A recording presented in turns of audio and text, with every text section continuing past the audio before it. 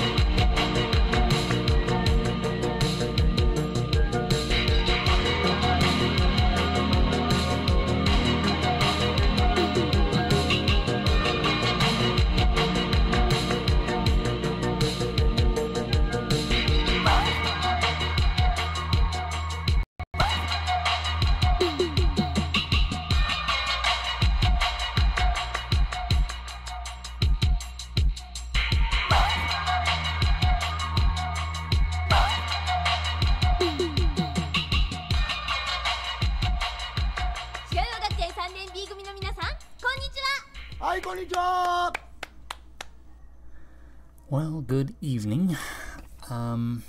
Let's transition over to my favorite. There we are. Okay, so I have, I guess, sort of a twofold deal tonight. I'm going to go ahead and play a little bit of music.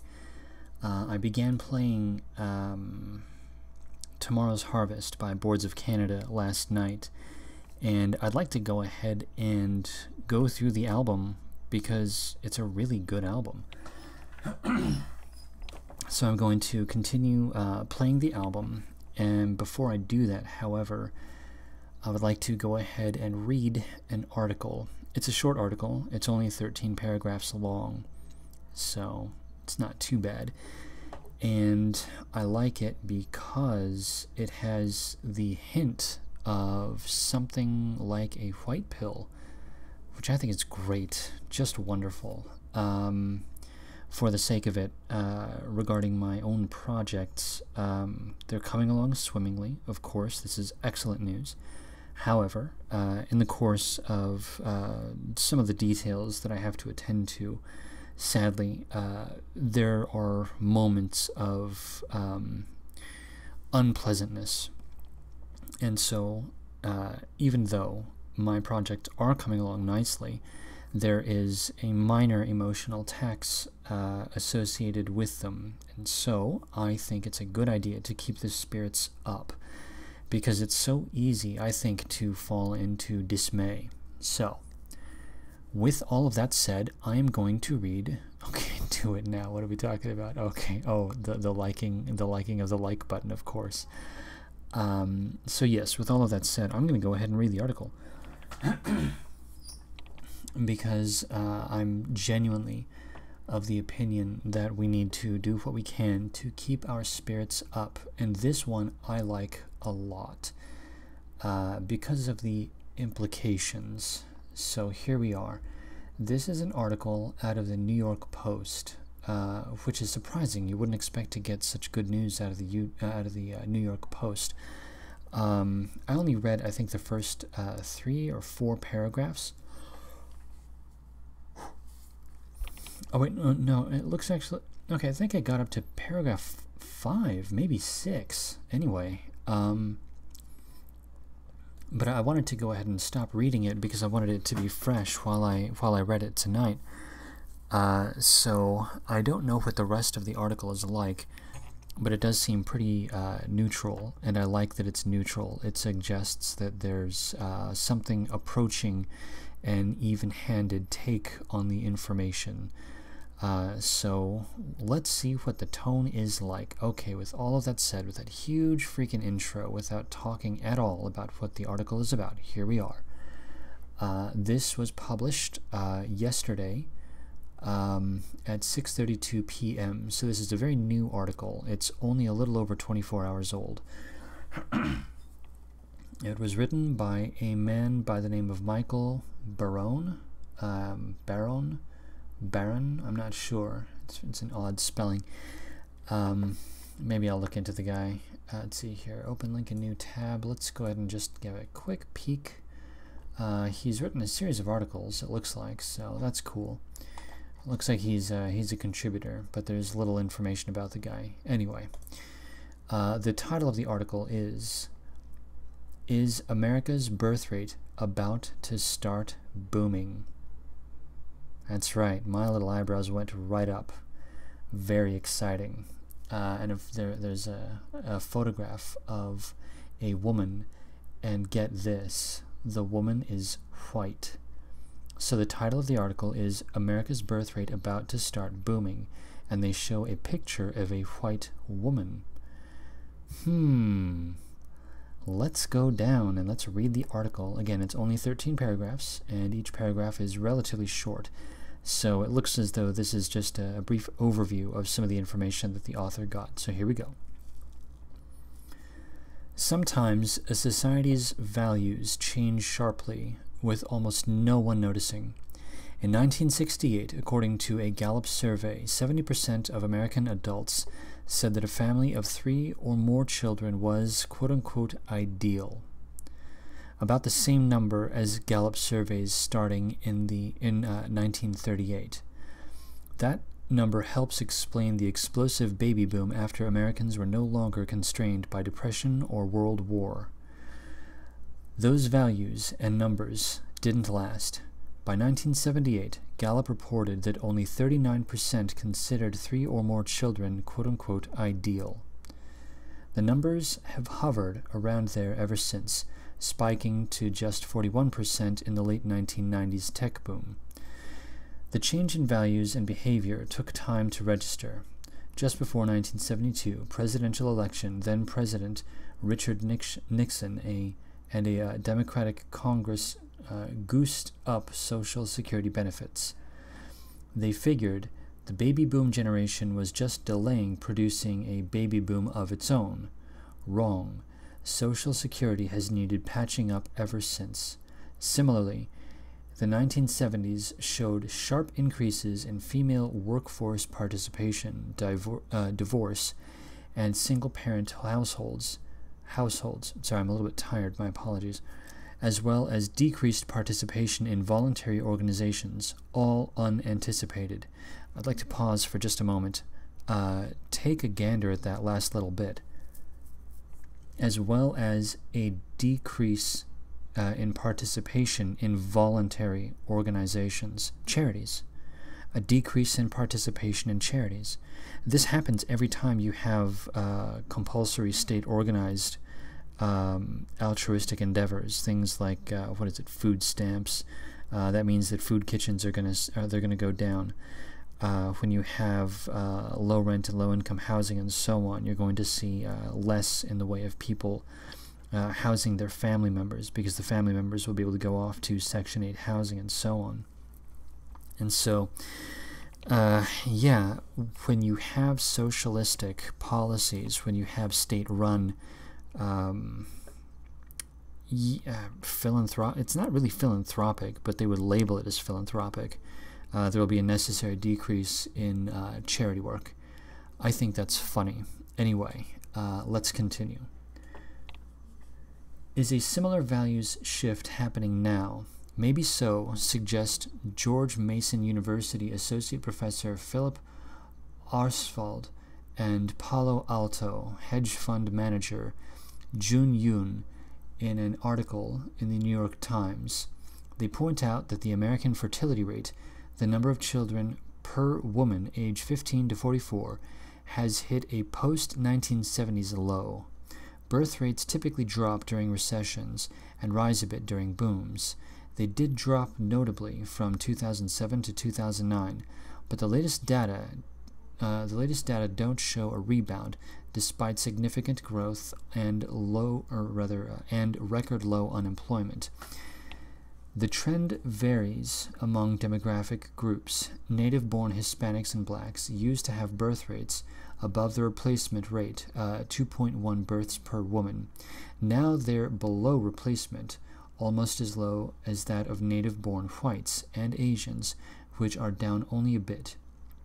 The immigrant birth rate remains above replacement level among blacks, but only barely above among Hispanics, and below among whites and Asians.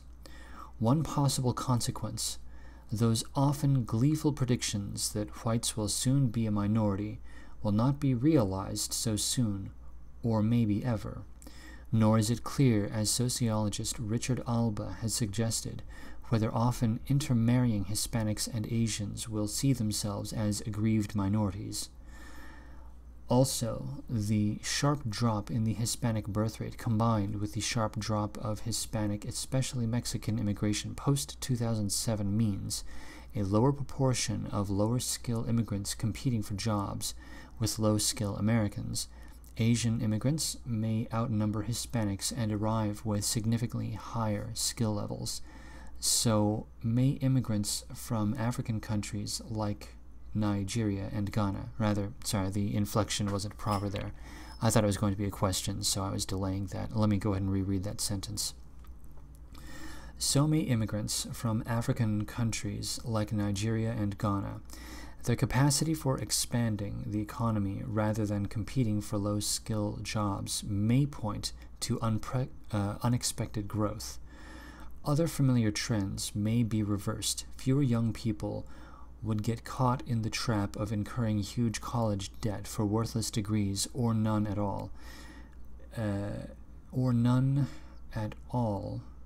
As the Manhattan Institute's Aaron Wrenn suggests. Enrollment in higher education already declining starts plunging. That is a really confusing sentence. I'm going to have to read that again. That was not a very good sentence.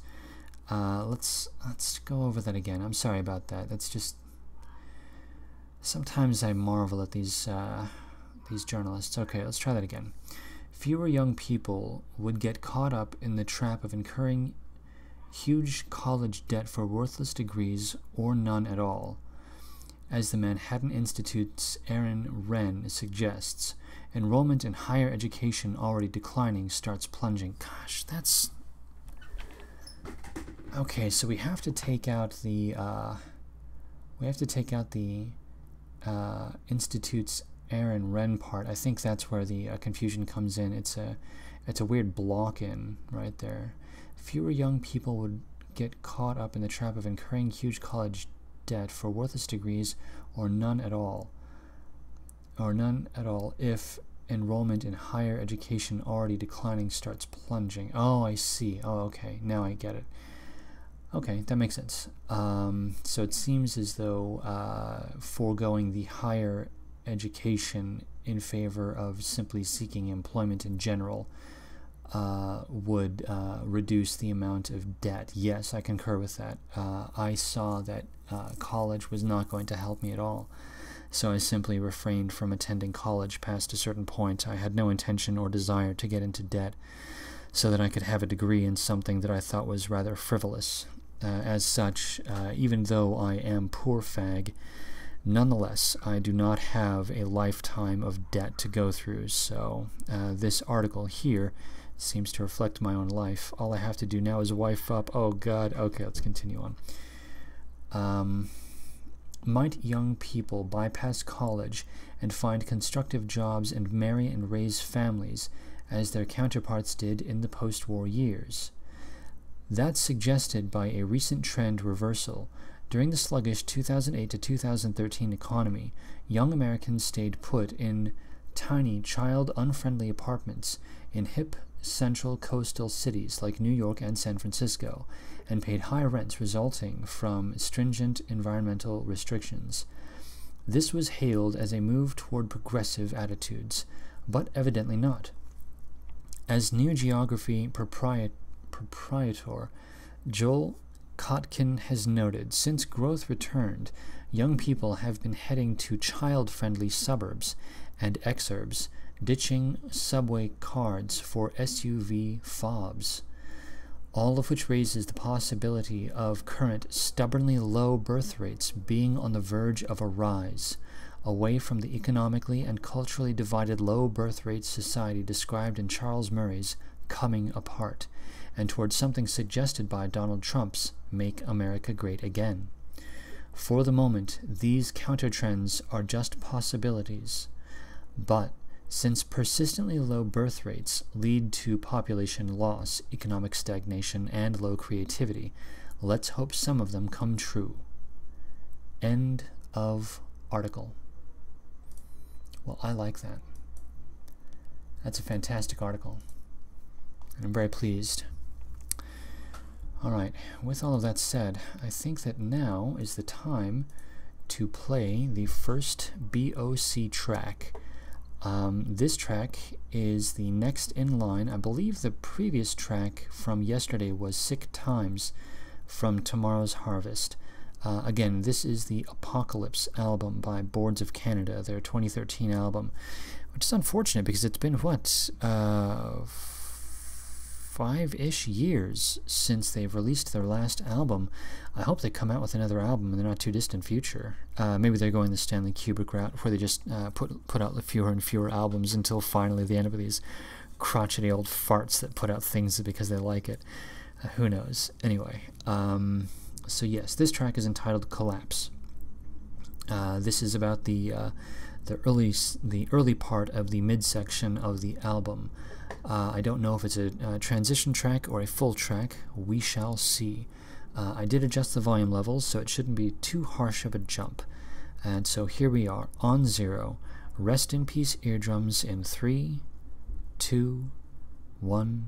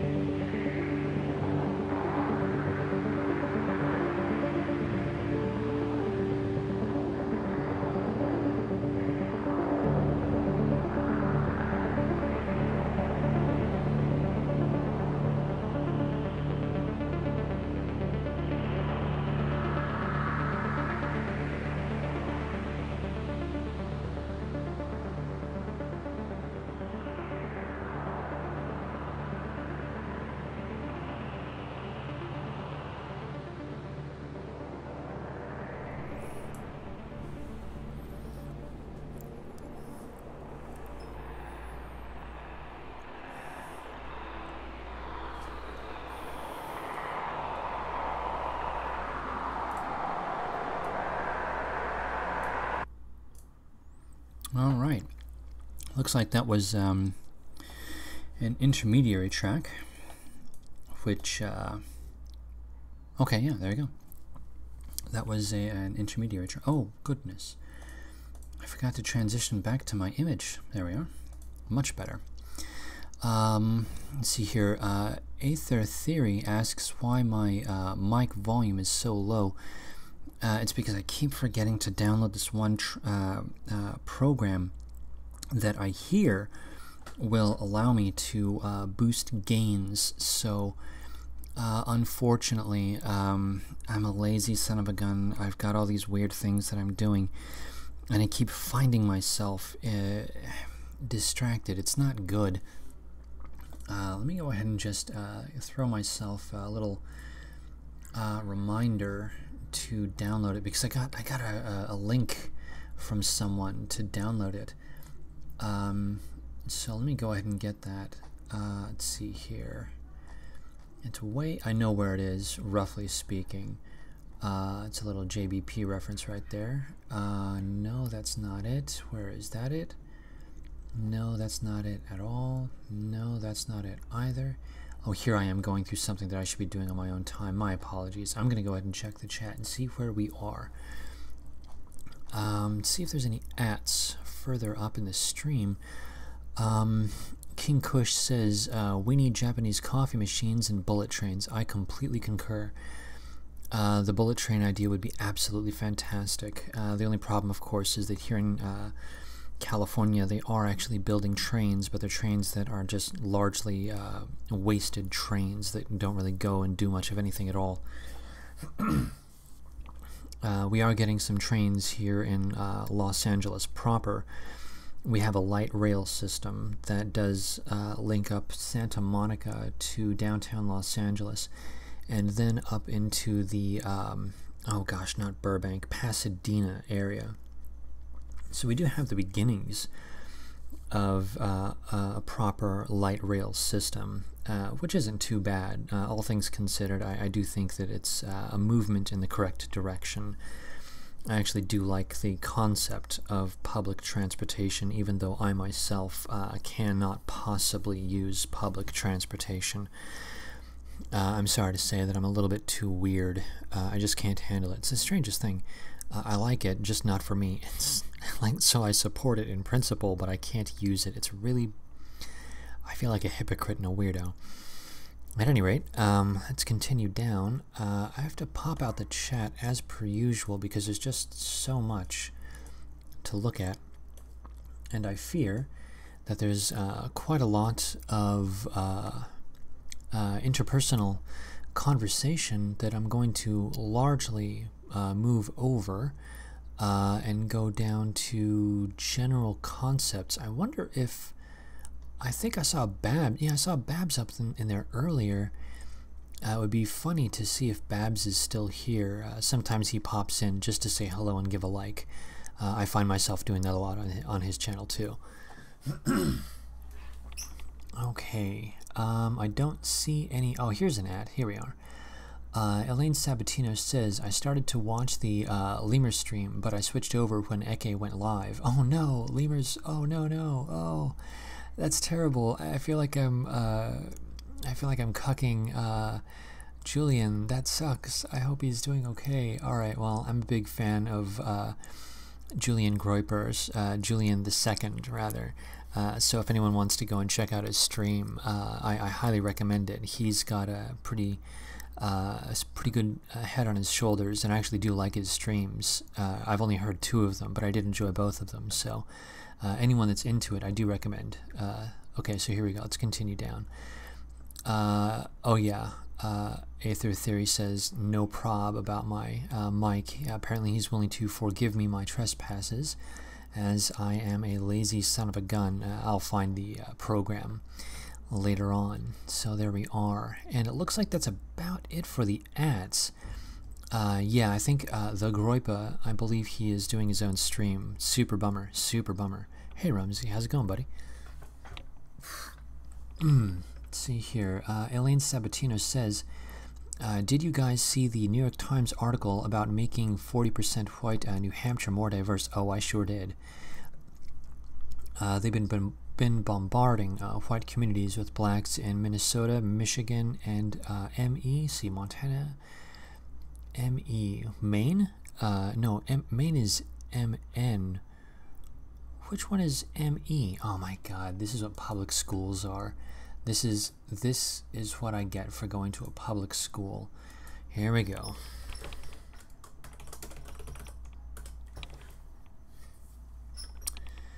I guess it is Maine. Oh, MN would be, I think MN would be Minnesota then. Okay, so ME would be Maine. Okay, fair enough. I'm completely retarded. Okay, let's continue down. Yes, I did see the one that was, oh, MN was Maine. Okay, good, yeah. I did see the article about the whites in New Hampshire and how it was terrible, and several of the tweets going back, rather the retweets and related comments were people that were saying that no New York Times article would be complaining about how Chicago was, you know, over 50% black or whatever, and I couldn't help but think, geez, it's getting bad. It's really getting bad. I think that I'm going to have to I'm going to be getting a few dollars coming up, so I think I'm going to get a brick of ammunition just for safekeeping, because I only have like one box of CCIs, and I can't help but think that it'd be much better to have 2 boxes. And if you're going to go with 2 boxes, you may as well go with a case, and if you're going to go with a case, you may as well go with several bricks. So this is the direction that I'm going to be going for that. I'm going to build up very slowly until I get something that's a decent cash. Now, of course, for 22, this is ridiculous, and I know it. But this is what I'm restricted to for the moment.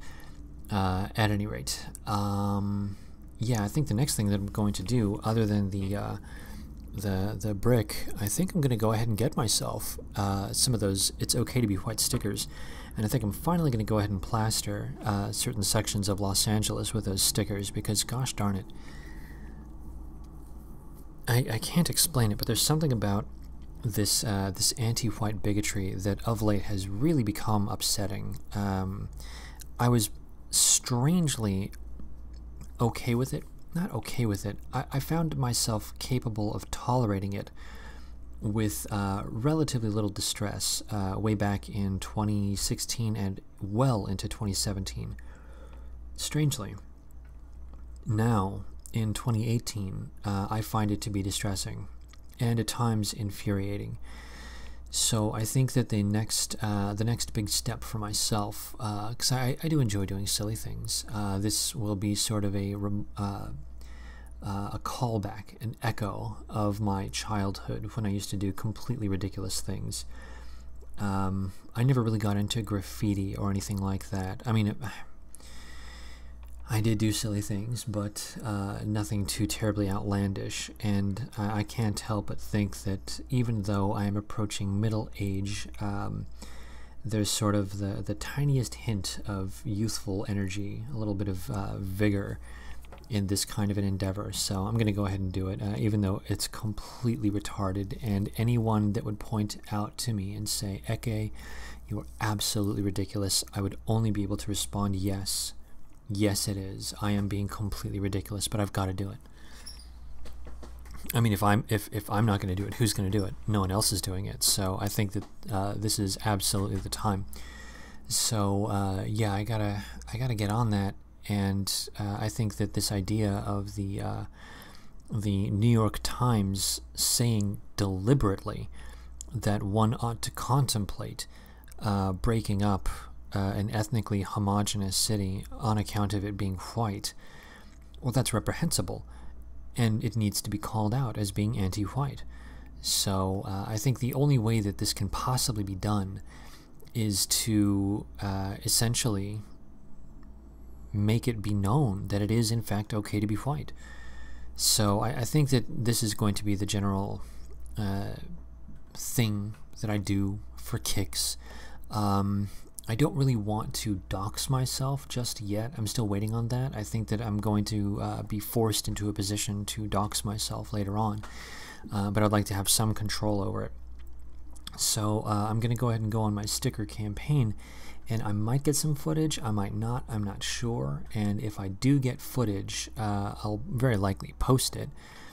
But I'll go ahead and make sure that it's edited in such a way that anything that might reveal either my or someone else's identity that is in any way associated with me, whether positive or negative, because even though it sounds silly on my part, I wouldn't want to dox people even if I don't like them, just as a matter of etiquette, because otherwise you become one of those horrible Antifa types very quickly. Anyway, yeah, we gotta make sure to deal with this in some way, appropriately, I think. Let's see here. Oh, I sound like I have something to lose. No, it's not that I have anything to lose. I just don't like being I don't like being public. I am a fairly private person. There's some people that really like, I mean, of course, here I am talking about, you know, how I like to be private, but I'm, you know, I stream every night at 11 p.m. I'm okay with this. For some reason, I find this context to be acceptable, but for whatever reason, I can't explain it. I just don't want to, I don't want to be one of these noticeable people. I don't know why. Just something about it seems like it would be unpleasant. So I would like to reduce my footprint. Since I am doing this, and it is technically public, I don't really mind this, because this is fine. This is very easy, you know, it's just, you know, it's a chat room. I play music, and then we chit-chat about music, and that's acceptable. But I wouldn't want to be one of these people that what is it? You know, the Asian guy that got no, he didn't get the Szechuan sauce at the McDonald's, and then he pretended to freak out at the McDonald's, and he hopped up onto the counter, and he took off his shirt, and he said "Pickle Rick" while writhing on the floor or something. Yeah, I just wouldn't want to be that. I wouldn't want to be noticeable. That's basically all it comes down to. Because that guy's noticed. People know who he is. And it would suck. Okay, Poll responds with, I'm talking about putting your name and face out there. Don't do that. I wouldn't even do the sticker thing, honestly. Oh, I see. Yes. Yeah, the sticker thing, I really don't mind, though. Because I think that I don't think that the sticker thing would come back to me. I really don't. So I don't think it's a big deal. I don't think it's that big of a deal overall, because if you do stickers, that's not illegal. The only thing that is illegal is if you use spray paint here in Los Angeles. I looked into this to figure out where the boundaries of the law were.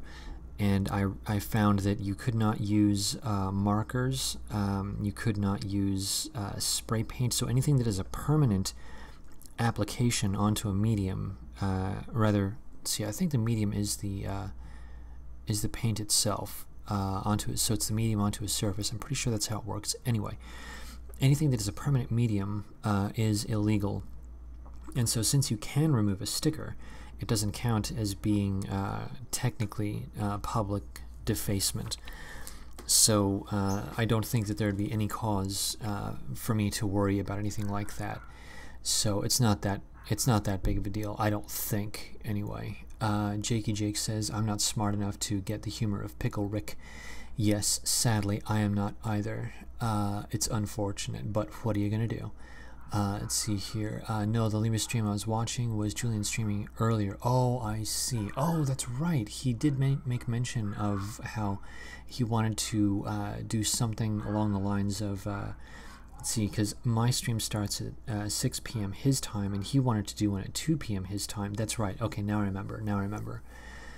Oh, gosh. It's funny how all this works now. Anyway, within this tiny little corner of the internet, suddenly there are people who are claiming time spots. That's so funny when you think about it. That is quite funny. Okay, but yeah, I do think I'm Poll Bunyan. I do think I am just going to go ahead and do the sticker thing just for shits and giggles, because I don't think it's going to be that big of a deal. But that's just me. Of course, you know, if, Babs is back. Hey, buddy. Of course, if it does bite me in the ass, then you get to laugh at me, and I get to say, well, you were completely correct. That was just quite silly. Okay, so here we are. There are a few others down here.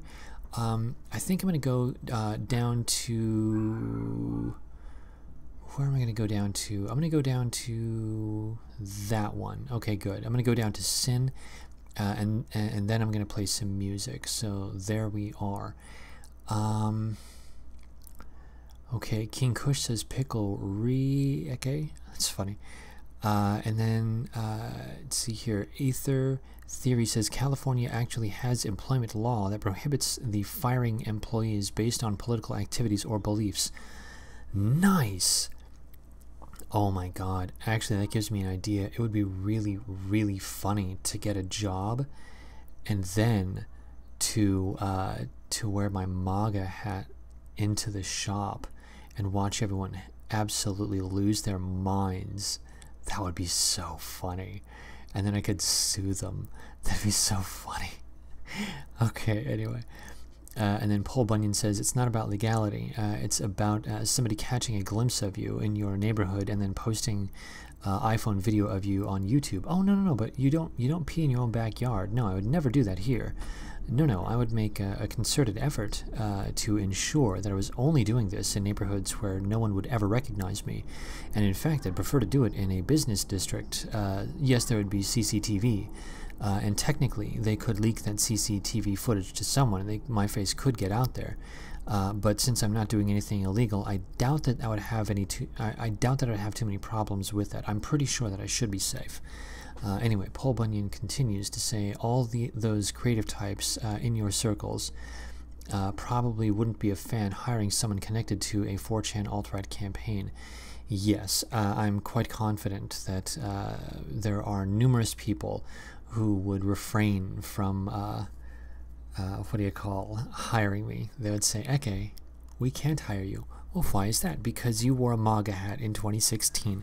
Yes, there are people, no exaggeration, no lie, there are people that still remember that I wore a MAGA hat in 2016, and they still give me crap for that, even though I haven't worn it since, well, regrettably, since Charlottesville, because I recognized once Charlottesville happened that there was going to be a tremendous backlash, which really bummed me out.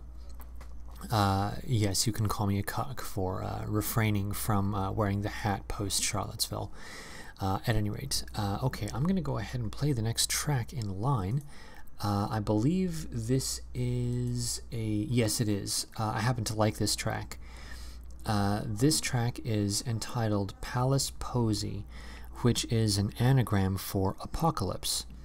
I happen to really like this track, and near the tail end of the track, there's a section with what sounds like a really chopped up and mottled, something like a chorus. There are voices, and they seem to be chanting or something, and it creates a really interesting sound. I really like it a lot, so yeah, this is just a neat, weird track by Boards of Canada, smack in the middle of Tomorrow's Harvest, their Apocalypse album. Obviously, since this track happens to be obliquely named Apocalypse. So there we are. Here we are. This is Palace Posy by Boards of Canada on 0. Rest in peace, eardrums, in 3, 2, 1.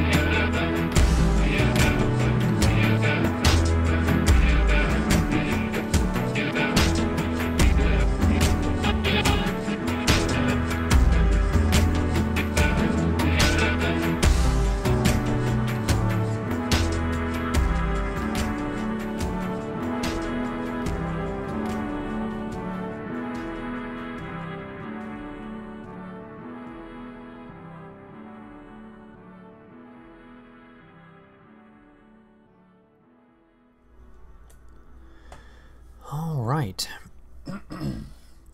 That was Palace Posey, one of my favorite tracks off of that album. Yeah, it's a great album. It is kind of a Debbie Downer album, I'm not gonna lie. Music Has the Right to Children is a vastly superior album if you are looking for something that is comfy and pleasant. Tomorrow's Harvest, in all honesty, is in fact a grim album, but God, it's got some great melodies though. There's something about it. I mean, it kind of, it almost feels like you're watching Logan's Run or something like that. It just has that vibe. It's cool. It's neat. Okay, let's check out the chat and see where we are. Okay. There is an @ way up here, and I forgot what it was. Let's see here. No, I guess there was an @ and I can't find it, so I'm not going to worry about it. Babs took off. That is too bad. Let's continue down. I'm happy that Duvid's roommate knows about this album. It's a really kick-butt album, and of course it is something that you're supposed to listen to each track in succession, so I'm not doing the album justice by playing it one after the other, but at the same time it's still a good album. Okay, let's continue down. King Kush is Jack posting, it looks like. Oh wait, no. He's Chuck posting. That's what he's doing. He's Chuck posting. Chuck as in Charles Grady. Let's see. Is it? Because I know that the character of Grady is called Delbert by one person and Charles by a different. So he goes by two different names, and I can't remember if. I think Charles Grady is what the name is. I think that's the name that's used by the caretaker. And I believe it's Delbert is the name that is used by Jack Torrance. So maybe he's Delbert posting? I think King Kush might be Delbert posting. Okay, but let's continue down. Oh, John Oliver. Oh, God. Yeah, that guy's such... Yeah, he's a douche. He's a freaking douche. F that guy. Let's continue down. Alright, Toast Stone says, the boomers are even taxing the cells from dead fetuses. Their stain on humanity will be marked into the stars before they are done. You're not far off. You are not far off at all. The boomers are going just out of control. Okay, King Kush says, when I was like 13, I got banned from The Shining when I was reenacting the dragging leg chasing cousins around all day. Yeah, that's funny. Every so often, I find myself quoting the movie, and no one ever gets the references because The Shining is now kind of an obscure movie, which really sucks. Every so often I'll just be talking to someone, and then you'll go through the when you're introducing yourself to someone and you're kind of getting to know a person, as we are exchanging pleasantries and asking, who does what for fun and so on and so forth. One of my favorite questions is to ask, well, what's your favorite food then? And that's, of course, Scatman Crothers. He asks Danny what his favorite food is, because he offers Danny ice cream and says, don't you want some ice cream? Then Danny shakes his head and says no, to which Scatman Crothers asks, well, what's your favorite food then? To which Danny says, French fries and ketchup. So I always have that in my head, and I always want to ask somebody, so what's your favorite food then? And then they answer French fries and ketchup, but no one ever does, and I always find myself ever so slightly bummed out that my movie references basically exist in my head and in no one else's. It's terrible. Alright, what are you gonna do? I guess you're just gonna move on with your life. Okay, there we go. Paul Bunyan says, this might be a bit of an ask, but have you thought of publishing a most listened discography anywhere? No, I haven't, but it does seem like the kind of thing that one might do, just generally. There's so much good music out there, and I always feel as though there's always one more good album to talk about that I haven't talked about. For example, quite by accident, I stumbled upon an album entitled RuneScape, and then a bunch of like Chinese characters. And I think that they're Chinese, not kanji. I'm not 100% sure on that, but I think there would have been an indication that they were Japanese, because you would have seen some hiragana afterwards, but there is no such hiragana after any of the characters, after the ideograms, which suggests that it's Chinese. Now, of course, I do not speak or read Japanese or Chinese. I just happen to know like one or two things that I can identify, so that I can kind of get a gauge for it. So in my limited range of comprehension, I'm pretty sure it's Chinese. Let me go ahead and pick it up, actually. Rune Wave. There we are. I'm going to not play it, but I am going to send a link into chat for this album, because this is actually a great album, like legit. I don't know if you guys can hear. That's my neighbors being my neighbors and loud. Anyway, I'm going to throw this into the chat because legit, this is actually a really good album. Here we are. Boom. If anyone wants to listen to some, it's not really vaporwave per se. I want to say it's closer to like Dungeon Wave, in as much as it is. The guy, I've never played RuneScape, but I know a couple of the memes, and of course the album cover itself is a meme, which strangely I think is funny. But anyway, there are several artists that do sample video games. God, freaking Gen Xers and Millennials, I swear to God, douchebags. Anyway, I love this music, of course, because I am a douchebag, so whatever, it doesn't matter. But anyway, this reminds me a little bit more of something that one might call Dungeon Wave, even though I don't think that's a real genre.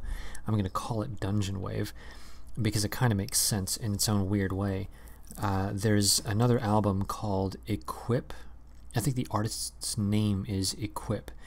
And there are two albums by that artist, and one of them features a bunch of samples from Chrono Trigger and I want to say Final Fantasy IV, but I don't recall. I never actually played Final Fantasy IV. The point is, it's a really weird like subgenre of music that does not like. There's no way that it's going to make any waves anywhere except in teensy weensy little circles. But I just adore this album. It's a really cool album. It's got some great sounds, and I really like the sound engineering. The way that the guy processed the sound is he peaked all the levels. So and by peaking, what I mean is he made it loud enough that the program couldn't handle the you've got your peaks and your troughs, your valleys in your sound wave, and when you clip the top of your sound wave, it gives it a really peculiar sound. It's called running hot. So what he did was he played his music, then he quote unquote ran it hot, and he sampled that, like the entire track, and then he put like an echo and a reverb off of that. So it's actually processed twice, and it's intended to degrade the sound to such a degree that it sounds like hyper artificial and weird. It sounds like it's being played on a like a boombox or a tape deck at a volume that's so loud that it goes past what the speakers are capable of dealing with, but it's being played in like an empty mall or something like that. Again, it's a really weird sound. It's hard to explain, or like an empty cave or something. Again, it's this Dungeon Wave we're talking about. But there's something about that sound. I can't explain it. I find it very satisfying and comforting. It's really, really weird. Even though, of course, the tone of the album is a little bit downer, but I guess maybe I just have a melancholy mind. It's a good album, is all I'm saying. And yeah, it's like there are all these weird. There's all this weird music just floating around, and so much of it goes unnoticed. But of course, because of the internet, there's such a flood of albums. So few of them are you ever able to even listen to. I find myself going through, because there are any number of YouTube channels that upload hyper obscure albums. There was this one series of YouTube channels that I was subscribed to briefly, and they would upload a lot of what is it called? Fuzz. I think it's called Fuzz or something like that. Like basically psychedelic rock, doom metal. What was it called? Fuzz rock, fuzz metal. Stoner music. There's a subgenre of stoner music that had the word fuzz in it, and I can't remember what it was. Anyway, some of it was really, really good, but since I'm not really into rock and roll, I'm kind of into psychedelic rock a little bit, but not that much. I was subscribed to this channel, and yeah, there were actually a couple of really good albums that I discovered from that channel, even though I'm not into that style of music at all. And you know, it's hard to explain, but there's just all this music, and there's such a flood, there's such an inundation of good music. Yeah, I do sometimes find myself overwhelmed by how much there is. Fortunately or unfortunately, however you want to look at it, the vast majority of it is so mediocre that you really don't need to give it much more than, say, a minute and a half of attention. Very frequently, I will go through and try to skim over sections of the album, whatever it may be, so that I can just get a gauge for what the engineering is like, what the general patterns are like, and then gauge from there whether or not I'm going to actually give it a listen. And I find I do that, rather I give an album more than 30 seconds very infrequently. Most of the time I give an album approximately 30 seconds. So if the intro track is really good, then I'll absolutely skim over to see what else is good. And then once I've spent like a minute or two just kind of giving a general listen, I'll figure out if I really do want to pay more attention to it. And now and again, you just find a good one. And that one, the Rune Wave, weirdly enough, it's not everyone's cup of tea, and I know that, but I think it's great. Anyway, let's see here. And now that I've dwelled on that irrelevant topic for however long, yeah, I might throw together a little bit of music here and there. I'm trying to. One of the reasons that I'm playing music in general is because I genuinely do think that it's good to spread good music, to discuss good music just as a general thing, because some of it's really good. So I'm gonna go ahead and try to keep in mind that I'm gonna throw in maybe music that is a little less mainstream, a little more off the beaten path. Boards of Canada is itself, that is to say, they are themselves well off the beaten path, unless of course you're into that style of music, in which case Boards of Canada is pretty much like the Britney Spears of that genre of music. Like, everybody knows about Boards of Canada, the ones that are into sort of heady, weird, melancholy electro.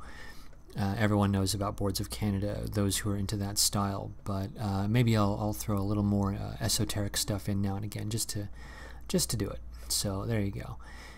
Anyway, let's continue down and see where we are. All right, how can Orthodox women hate bachelors? I don't know what's going on. All right, there's an entire conversation going on there. Okay, that's fine. See here, Toaststone says, okay, have you ever tried to chat to Black Pigeon Speaks? No. He is a leaf, but I think that the only things that we have in common are that he's a weeb and a leaf, and after that I don't know if we have anything in common. So I mean, it'd be kind of cool, I guess, but it sounds kind of weird to say it this way, but I think that I think, I don't know for a fact, but I think Black Pigeon Speaks and myself are probably on the same page politically and ideologically. And I'm going to gamble that if we talked with each other, we'd probably just find ourselves nodding at each other and saying, yep, mm-hmm. And that would probably be about it. I'm not sure that, I mean, I don't know, maybe there'd be something to discuss with the guy. I don't know. I'm sure he's probably a good guy. I mean, he's a Leaf who is in his late 30s or early 40s, so he's about my age, which means that he would have had more or less a similar upbringing, a similar context for his formative years. So I'm pretty sure that I would at least be able to get along with the guy. Okay, let's continue down. I enjoy Birdie Nam Parachute Song. What is going on there? I don't know what that is, but I'm going to look that up right now. Copy. That sounds really weird. I have to look that up just to see what that is. Okay, here we are. There we are. Oh my gosh. Okay, that's pretty weird. Alright. Okay, that's very weird. And I got something in my... I'm gonna have to type this in. Okay, hold on one second. Sorry, something came up.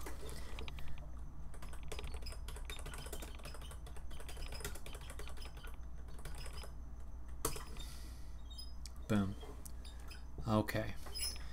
Sorry, something came up that I had to check in on. Okay, but I'm fine now. Let's go back to chat. I may play one more track. Let's see, where are we anyway? Oh wow, I never even got... Oh wow, yeah, I loaded all these tracks and I never even got to any of them. I only played 2 tracks. Okay, well, I'm totally going to play this next track.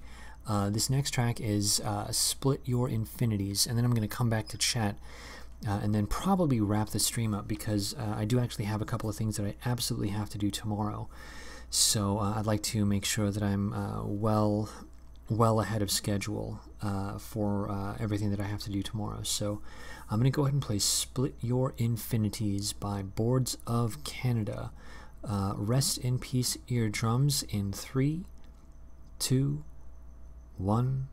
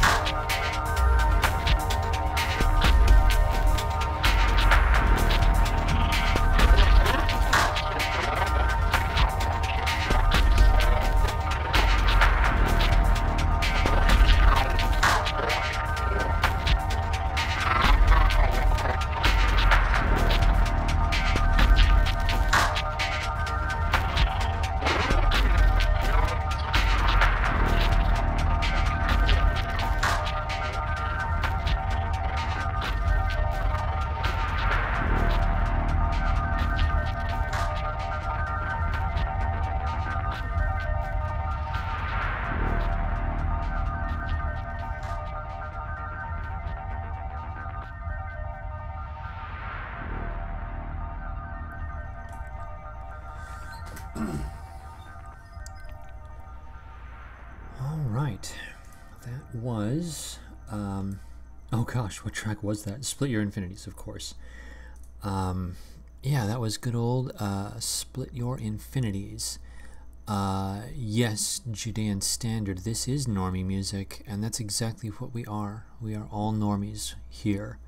This is what we do. Okay, oh gosh, of course, my image, what am I thinking? There we are. There we are.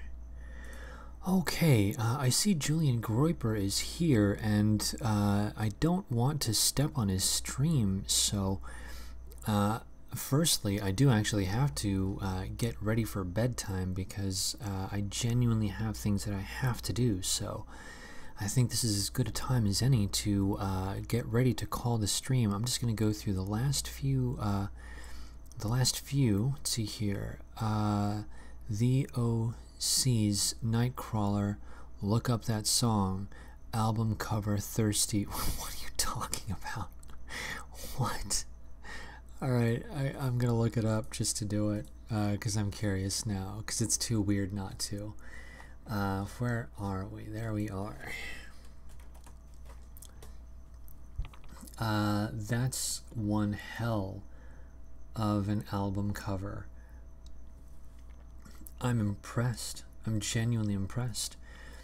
I'm going to listen to this after. That's one of the funniest and creepiest images I've seen in a very long time. Oh gosh, that's so weird. King Kush, you're so weird, buddy. You're so weird. Okay, alright. Let's continue down. Alright, just gonna continue down and see where else we are. See what else is going on here. Okay, Julian Groiper says stream time has shifted to 4 hours before yours. Oh, nice, good. That's actually fantastic. That's really good because then that means that I'll never have to worry about stepping on your toes. That's brilliant, and I like that. Big tip of the hat to our Kiwi friend Julian Groiper. Okay. And what else do we have? There's an entire discussion regarding theology that's going on right now, and generally I'm interested in that, but today I just can't quite bring myself to. That's terrible. Alpha Ghost says, today may be one of the Sunday closed days. Will I get breakfast? I want eggs and coffee or starve. Let's find out. Dude, get your my favorite breakfast to this day is eggs, a slice of toast with honey and coffee. There's something about that is just perfect. It hits all the notes. Yeah, I should probably get some kind of a fruit in there too. I actually do agree with that because, you know, I'm basically asking to get gout. But at the same time, it's just a brilliant, you know, you feel like $1,000,000 when you're done. It's great. Anyway, I say AlphaGo, make it happen. Absolutely make it happen. Jakey says, FYI, regarding your peanut butter and Oreo thing, did you steal that from that game movie with the twins? That game movie with the twins? Parent Trap? No, I've never actually seen Parent Trap, which is weird. You'd think that because that's my generation, Parent Trap. I never saw the remake with Lindsay Lohan. But the original was the kind of movie that would have been on television when I was a little kid, and I never saw it. So, yeah, I didn't actually get it from that movie. I didn't know that was a gag. I almost want to watch it, but not quite, because, I don't know, something about movies from like the 50s, and I think it was the 60s. Let me see when that came out. Hold on a second. Let's see here. Parent Trap, 1961. Yeah. So that time, oh my God, Dennis Quaid was in that. He would have been a little kid. That's funny. I didn't know Dennis Quaid was. Okay, now I kind of want to see it, because that'd be really amusing to see Dennis Quaid as like a little kid. Oh wait, no. I guess I'm looking at the remake. Oh, never mind. Yeah, that's actually a real disappointment. Let's see here. Oh yeah, see, I was looking. It sucks. I thought that Dennis Quaid might have been in '61, but that doesn't even make sense because Dennis Quaid would have been like an infant at that time. I don't even remember when Dennis Quaid was born, but it must have been sometime in the like the late '50s or early '60s. I think he's a little bit younger than my mother, but not by much. Let's see here. Who's in the '61? Yeah, these are people that I don't really recognize, so I guess there's no way for me to get too excited. Okay, anyway, coming all the way back to the chat. All right, where are we? There we are. Yeah, I just happen to like cookies. That's really all it comes down to. I think cookies are freaking awesome. And if you're going to have a cookie, well, you may as well go with some peanut butter at the same time. Let's see here. Oh, okay, it is the Lindsay Lohan one. Oh, okay, yeah. The peanut butter, and then... Oh, that's grody, bro. No, absolutely not. No. I'm tempted to excise that comment just because I don't want it to be in the... I'm going to do it. It's not against you, Jakey. I just don't want that to be in the stream. Okay, let's continue down. Okay, I think I'm going to go ahead and call the stream because I am just a little bit tired. Yes, I know. I'm a wuss. I get it. Okay, you can laugh at me. All right. Someone was accusing me of being normie tier, and here I am being completely normie tier. I get it. Okay. All right, I'm going to go ahead and call the stream because I am tired. And if Julian Groiper wants to stream afterwards or anyone else wants to, I'm going to go ahead and post a link to that person's channel. So there you go. At any rate, and I don't know if... I honestly don't think that Black Pigeon Speaks is right wing. I think that he's much closer to just a latent lefty who happens to be a race realist. I think, and who moves toward the concept of ethno-nationalism being acceptable, though I don't think that he is an ethno-nationalist. So I regard him as being something closer to, again, a latent lefty, probably like a lulbertarian, very likely. I think that's probably the closest descriptor to Black Pigeon Speaks that I could possibly think of, because he's a leaf like myself. And I don't know. I just get that vibe about him because he's been very reticent to adopt anything, any kind of a label in general. So I just imagine, but I don't know for a fact. See here, he used to work for Vertigo Politics. Really, that's interesting. I've actually gotten. I found myself listening to or watching or whatever you want to call it. A fair number of the Vertigo Politics videos. I like them quite a lot. I think they're very well put together. Truth be told, I'm jealous of their ability to filter and manipulate footage. They use a couple of techniques that I don't think that my software is capable of doing, which sucks because I basically have the... if, for example, if Windows Movie Maker is the Duplo blocks of video editing, and if Adobe is the Lego Technic, I have basically the city Lego, like just the standard regular Lego that we would call like Sony Vegas. It's a really unimpressive editing software program, but it gets the job done. So I can do certain kinds of basic techniques. You know, it's funny. Actually, I was watching a video that somebody put together one time, and I recognized full well that they were using Sony Vegas because of the exact filters that they're using. I was like, oh my god, I know that filter. I use that one all the time. It's really funny. You can actually identify what program people are using based on the kind of bullshit filters that they use. It's really funny. Anyway, yeah, I'm jealous of Black Pigeon Speaks and also Vertigo Politics because they clearly have superior editing software, and I wish that I had access to it. At any rate, let's see here. Sin says, better hand in your alt-right membership card. I never got an alt-right membership card, bro. I'm still alt-light, remember? I'm a cuck. I'm still a cuck. I've got it. My wife's boyfriend will prove it for you. We're all there, man. Okay, anyway, let's continue down and see where we are. Julian Groiper says he's more woke than he lets on, but he has a libertarian background. Yeah, it sounds about right. Yes, I am a leaf. Well, I'm actually half leaf, but yeah. And yes, that is why I am, what do you call it, disinclined towards conflict. You are absolutely correct. Yeah, I get it. I roll my eyes at myself every time I think about it, so I'm very well aware. Let's see here, and yes, actually, this is somewhat. You can actually make fun of me. You can actually genuinely make fun of me. If I don't have honey in my coffee, I actually use maple syrup. I tend to prefer honey because it's a little softer, but in absence, I genuinely do have maple syrup, and now and again I'll throw a tablespoon of maple syrup in my coffee in the morning. Yes, that is how retarded a leaf I am. So, you know, there you go. All right, let's continue down. Jakey says, I think Manic Content Watcher is actually an Asian pufferfish LARPing as a white male professor.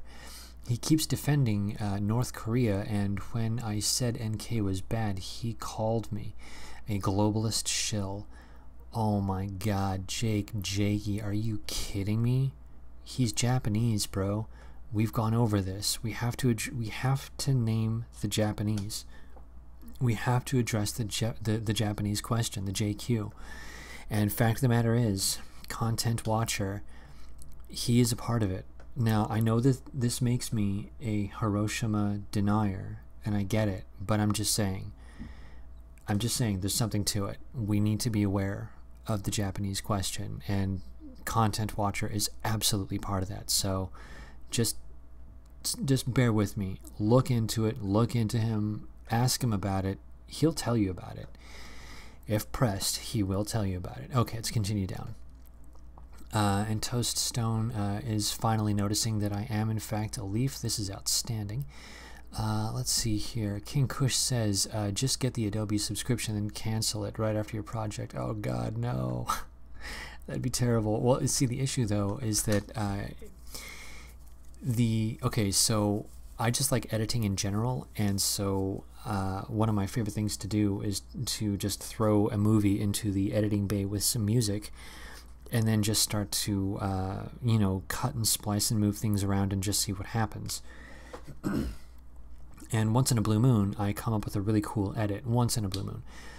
And that takes like a lot of time and effort and energy, and I think that if I had Adobe as a subscription, it would go to waste, because sometimes I use it in like a big flurry of activity, and most of the time I don't use it very much at all.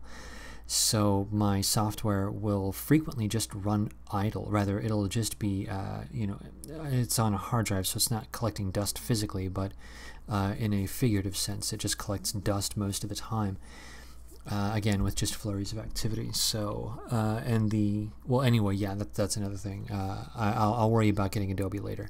I know someone who does have access to Adobe, so when it comes to doing something more professional, I will have access to it. So, okay, let's continue down. Sin says, you don't have a wife, Eke. Stop LARPing as a heterosexual.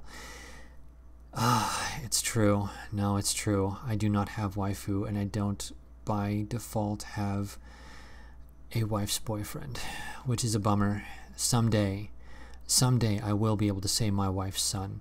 It's gonna happen, and it's gonna be beautiful, because my wife's son is gonna be awesome, and he's gonna love me, and it's gonna be fantastic, and we're gonna go to the movies, and we're gonna hang out, and we're gonna play video games, and it's gonna be great. And sometimes my wife will even let me touch her, and it'll be just amazing. So I'm looking forward to that. Okay, let's continue down. Let's see here. Does Eke have a book dedicated to heterosexuality too? That's funny. Okay. I'm gonna get one. I'm gonna pick one up as soon as possible. That'd be great. I'll throw it on my coffee table, and then anytime anyone asks or questions it, I'll just be like, "No, look, it's right there. It's on the coffee table. Look, see, I'm totally legit. Look, I even have the coffee table book for it, bro." All right, let's continue down. Okay, KK, I will talk to Content Watcher about the Japanese question. Yeah, you absolutely should. Yes, because the Japanese question is real. It's got to be asked. You have to be able to name the Japanese. Okay, Jakey says revolvers are cool but expensive. What is the best looking firearm in your opinion? Because I am Gen X and because I grew up with the swooping lines of the 1970s, my personal favorite pistol in terms of general aesthetics is not an expensive pistol. It's actually a very middle-of-the-road pistol. And I find it amusing that that it came from where it came from. Because of my own political inclinations, it actually is funny to me. My favorite pistol in terms of lines is the CZ75 Compact. That's my favorite. I do like the extra long snout of the CZ75 full size. But there's something about, I just like compact pistols. I happen to have a medium hand, so they just tend to fit me. So I kind of like them.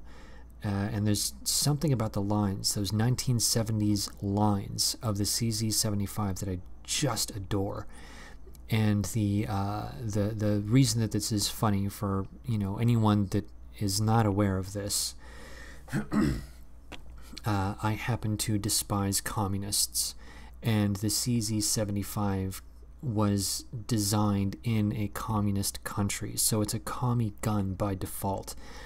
So in a cruel twist, one of my favorite designs for a pistol came out of a country that was run by the exact ideology that I despise. Proof positive that yes, I am willing to overlook certain things if the product or thing, whatever it may be, is good enough. I'm willing to overlook the fact that it's a goddamn commie gun for the fact that, hey, it's pretty well engineered as far as I can tell. The only two things that I heard about with regards to the CZ75 in terms of weak spots are just the, there's a pin that holds the firing pin assembly in place on the slide. Under heavy use, that can shear, and then also the slide stop, that can shear too, again, under heavy use. So if you are if you're a competition shooter or something like that, or if you go plinking like every weekend or something, then you would just want to have those two pins so that, after how many thousands of rounds or something, when they finally go, you'll have a replacement, but it's like, whatever. It's not that big. It wouldn't be something that I would ever have to worry about. But those are the only two downsides that I can think of to the CZ75. Otherwise, it's easy to break down. It's easy to clean. It's attractive, which I love. It's a soft shooter. I guess there is the downside of the steel frame, which means that it's gonna weigh down on your belt. So that kind of sucks. But it only sucks if you're carrying it around all day. So it's a pretty cool gun. I like it. I think it'd be really cool, something that you just have in your house. Like the the bedstand gun. I think it'd make a great bedstand gun. Unfortunately, of course, here in California, we don't get to have suppressors. So, what are you gonna do? Unfortunately, That's another stream entirely. What am I talking about? Now I'm just yammering about some other bull crap. Okay, I'm going to do just a couple more ats, and then I'm going to... let's see here. Jakey says, I shot a suppressed USP Tactical and jizzed. But the best looking pistol ever to me is the Walther PPK, not the gay PPKS. The PPK with wood grips, cishet PPK. That's funny. Yeah, we don't, unfortunately, in California, we don't have access to that, which is damned unfortunate. The only Walthers that we have access to, sadly, are the ones that I own, which is the 22, which is a damned shame. But I can understand, and I completely get it, because I did actually, if I recall correctly, I did look at the PPK briefly. I'm going to go ahead and look into that right now just to be sure.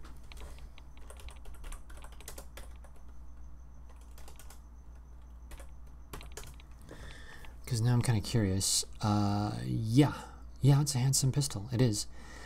I know that you can get a grandfathered PP or PPK or PPKS here in California.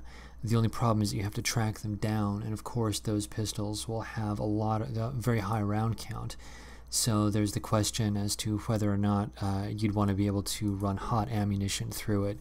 You'd probably want to get something that wouldn't put too much damage into it. It's a real bother. It's just a real bother. There's something about it, California, that just it makes me upset. The whole infringement angle just really bothers me, because I was raised in a culture, in a society in which it's regarded as ungood to defend yourself. So, like, literally everything that I know about pistols and firearms in general is self-taught. I had to scan like hundreds of articles. I had to watch hundreds of, tutorials on freaking YouTube to figure out what was what and why. And even now, I'm still only just barely figuring any of this stuff out in a realistic manner, that is.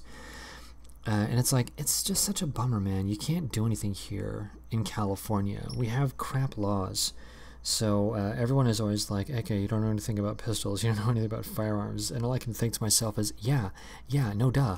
I grew up in freaking California. I know. I'm well aware of that. It just sucks. It just sucks. Anyway, okay. I think I'm going to go ahead and take a look. I think that about does it for the ats. So, okay, Jakey says he's got one more at. Okay, looking forward to talking guns. You have a very autistic engineering mindset. Aren't a redneck. Coastal people who like guns are great. Oh yeah, cool. I appreciate that. Thank you. Yeah, I'm a big fan of trying to know what you're dealing with. So that's why I do tend to get a little bit obsessive about certain things, but whatever, anyway. Yeah, at some point it'd be really cool to just have a general chit-chat. I like K-streams. I'm a big fan of K-streams. So, yeah, I like K. Alright, so, I think I'm going to call the stream, because I am pretty freaking tired. So, oh, you see, Jakey says, some people love guns for precision. You seem like that. Yeah, actually, I was briefly looking into getting a Phoenix HP22. And the reason that I didn't opt for a Phoenix HP22 is because they get some crap for reliability issues. However, my main problem was that at, I think it was 3 or 4 yards, the HP22, it has a spread that's more or less the size of a dinner plate, which I didn't care for, because as far as I'm concerned, even if it's going to be a close quarters self-defense weapon, I think that you should be able to get more or less a 2-inch group at about 3 to 4 yards without thinking about it. I think that you should be able to basically point your finger and then with that get a something close to a 2-inch group at 3 or 4 yards. So the only reason that I never got the HP22 is for that reason. I actually did figure out that with certain kinds of little things here and there, you can actually get it to run very reliably. But I just didn't care for that one single issue, the lack of precision in shooting.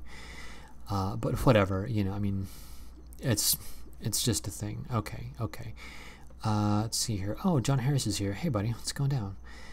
And I think that about does it. I think that about does it, because I'm starting to get like super duper tired.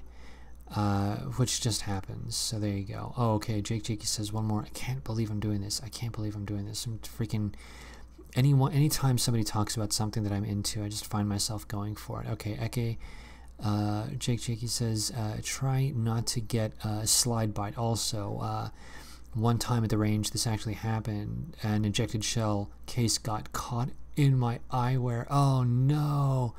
Oh, that sucks! Oh my god, that sounds so uncomfortable. Yeah, I'm a little bit paranoid because I hear that Glocks now and again they shoot shells directly back and they'll hit you in the forehead. That's my only fear with regards to the Glock. Otherwise, I'm not too worried about it. But yeah, I'm a big fan of eyes and ears because my God, anything can happen. I remember hearing a story where what's his face, Yankee Marshall. Yeah, he's kind of a dork, but whatever. Anyway, Yankee Marshall, he has a rhino, and he used to carry around a snub-nosed rhino, the one that was the 2-inch, and now he carries a 4-inch. And the reason he carries the 4-inch is because when you have a larger barrel, rather when you have a longer barrel, there will be an incremental decrease in decibels. Not a lot, maybe 1 or 2, but every decibel counts, given that every decibel is going to be a doubling of energy. And he was at a firing range, and you know, for those who don't know, firing ranges typically you are in something that kind of resembles a standing cubicle, and then you place your firearm and your accessories, your magazines and your rounds on this weird like shelf or something like that, and there's sort of a divider between you and the next guy. That way your casings don't fly directly into his ear or something like that. And what this guy did, this Yankee Marshall fellow, whose real name I don't recall, he had some kind of it wasn't exactly a misfire. Yeah, he pulled the trigger, and yeah, it was a light primer strike. So it was a light strike, but the thing is that he decided to put the gun down. So he put his pistol down after pulling the trigger. It did not fire, and he put it down facing downrange because, of course, he's smart enough to do that. But he did something fantastically silly, which was he put it down and then he took out his ear protection. That's extremely bad, because what happened? Well, it was a light primer strike, but it was just enough that the primer had been engaged, and it was just a slow burn, so it did go off. And once it went off, because it was in that little tiny environment without ear protection, it perforated his eardrum. So you have to be very careful when it comes to firearms, because it's the littlest thing can ruin your day, and getting a perforated eardrum is no joke. Like, that's very, very serious business, and that's one of the reasons why for my own personal reasons, my home defense weapon, I'm going to be throwing together a bullpup, a 22 bullpup, and I'm going to run subsonics through it. And the concept is that so long as I'm running CCIs through the weapon, it should be fine. It shouldn't be a big deal. I'm willing to take the chance of the, 1 in 200 is going to be a dud. I'm willing to take the chance of 1 in 200 because it's extremely unlikely that the one time I need it to fire that it won't. It's extremely unlikely if I'm running CCI through it. So yes, that is a calculated risk, but the issue is that here in California, because we don't get to have suppressors, there is going to be a hearing loss issue. If you fire your pistol indoors without a suppressor, that's a really, really big problem, because you're destroying your hearing with every trigger pull. So I'm trying to take that into account, and I can just hear everyone howling at me for being a retard, but this is just the way that it is in California, and this is one of the reasons why I want to leave California, so that I can get a decent bedstand weapon. Okay, let's hear the ridiculous, rather the comments on how ridiculous I'm being. Okay, here we go. Let's see here. OFY 22 Master Race. Oh god, that's so embarrassing. I feel like that's making fun of me, and I kind of agree with it in its own weird way. Okay, Travis Hunt says, Eke sounds exactly like Edward Norton. How amazing would it be if Eke was Edward Norton? Yeah, that'd be funny. That actually would be funny. I was a big fan of his role in, that one Wes Anderson movie where he played a Boy Scout. For some reason, I always thought that was a really funny role. I was listening to an interview with Edward Norton, and he was saying that within that movie, he wanted to somehow indicate that he was just about to get thrown into the Vietnam War. And I thought that was really funny because he did play the character like some kind of a weird militaristic fellow. And I thought it is actually pretty funny when you think about, was it the khaki scouts they called themselves? It's kind of funny when you have this sort of like militaristic guy, dealing with all of these little kids like in a very serious manner. It was pretty funny, but whatever. Anyway, let's see here. Julian Gripper says, Eke, you should play Machine Gun by Portishead. You know what? I might. I'm not really a big Portishead fan, but there are a couple other tracks that I genuinely like a lot, so maybe I'll go ahead and check that out. Okay, now that I've gone through all of that, I am basically, I'm burning all of my sleep time, and this is terrible because, yeah, oh my gosh, I gotta get ready for sleep. Okay, guys, okay. Now that I've wound myself up over complete silliness, I'm going to go ahead and call the stream. Eyes and ears are important for anyone that is not aware of eyes and ears. Eyes and ears are very, very important. You need to protect your hearing. Do not fire a pistol without hearing protection, unless, of course, it's in a defensive capacity, in which case, clearly, you're not going to have time to say to your attacker, hold on, I have to protect my eyes and my hearing. Your attacker isn't going to care about your eyes and your hearing. So anyway, yeah, when you're plinking, eyes and ears, every time, eyes and ears. And further, if you're going to train with a firearm, absolutely you should memorize Jeff Cooper's 4 laws. And what are Jeff Cooper's 4 laws? They are: rule number 1, treat every firearm as if it is loaded. Rule number 2, never cover or sweep anything that you are not willing to destroy. Rule number 3, your finger stays off of the trigger until your sights are on target. And the 4th and final rule is, be aware of your target and what's beyond it. Safety first. And I do have a pet 5th rule, and my pet 5th rule is, any firearm that is not in use should be secured. And the reason that I say this is because so often in movies you'll see this retarded person who's just, they have their pistol hanging out at their side. They're just holding on to it, like it's an iPhone or something. It's like, no. That thing should be holstered. It needs to be holstered. If you're not actively shooting something, or if you're not cleaning it, or something like that, it needs to be holstered. That trigger guard should not be open and exposed at all. And further, if a person were to decide to just grab your wrist and take the gun from you, they could do it quite easily. So no, it should be holstered. So yeah, my pet 5th rule is firearms not in use. They really should be holstered. Rather, they should be secured, I should say, because secured could also mean being put in a safe or some other lockbox or something of this nature. So at any rate, okay, let me check one more time to see if there's anything left. I don't see anything. So there we are. Okay, there we are. At some point I'll try to find Machine Gun by Portishead. So okay, we're all doing great. Okay, guys, I'm going to go ahead and say, make sure to drink a tall glass of water, floss your teeth, brush your teeth, but definitely floss your teeth. And let's all get some exercise, because if we're going to go ahead and go defending ourselves against the socialists and their commie push later on, we're going to have to make sure that we're strong enough to be able to do so. So remember to do your push-ups. So there you go. Okay, guys, with all of that said, thank you everyone for popping by. I do appreciate it very much. I genuinely do enjoy these streams, so thank you everyone for your participation, obviously. And I'll see everyone in the chat rooms later on, probably freaking JF or whatever, because why not? Okay, guys.